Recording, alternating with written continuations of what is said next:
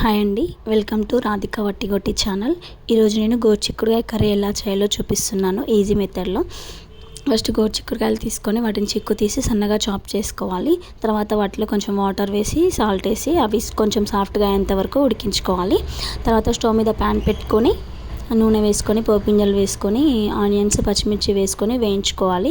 పచ్చిమిర్చి ఆనియన్ త్వరగా వేగడానికి కొంచెం సాల్ట్ వేసుకుంటే అవి త్వరగా వేగుతాయి. అవి కొంచెం వేగిన తర్వాత పసుపు వేసుకొని మరి కాస్త వేయించాలి. తర్వాత అల్లం వెల్లుల్లి పేస్ట్ కూడా వేసి వేయించుకోవాలి. అది మొత్తం కుక్ అయిన తర్వాత కొంచెం సాఫ్ట్ అయిన తర్వాత టమాటాలు కూడా వేసి కుక్ చేసుకోవాలి. అవి ఒక 10 మినిట్స్ తర్వాత టమాటాలు కూడా కుక్ అయిపోతాయి. టమాటా ఆనియన్ మంచిగా కుక్ అయిన తర్వాత ముందుగా ఉడికించిన గోరుచిక్కుడుకాయలు ఉంటాయి కదండి, అవి వేసి కుక్ చేసుకోవాలి. గోరుచిక్కుడుకాయలు వేసి కుక్ చేసుకున్న తర్వాత ఒక 2 to 3 మినిట్స్, ఎందుకంటే అవి ఆల్రెడీ కుక్ చేసినాయి కాబట్టి 2 to 3 మినిట్స్ ఉడికించుకున్న తర్వాత అందులో మనకు సరిపడా కారం వేసుకొని మొత్తం కలిపెట్టుకోవాలి.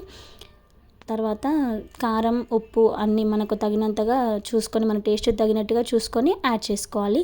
అంతేనండి, ఈజీ వేలో గోరుచిక్కుడుకాయ కర్రీ రెడీ అయిపోయినట్టే. థ్యాంక్ యూ అండి. Please subscribe to my channel.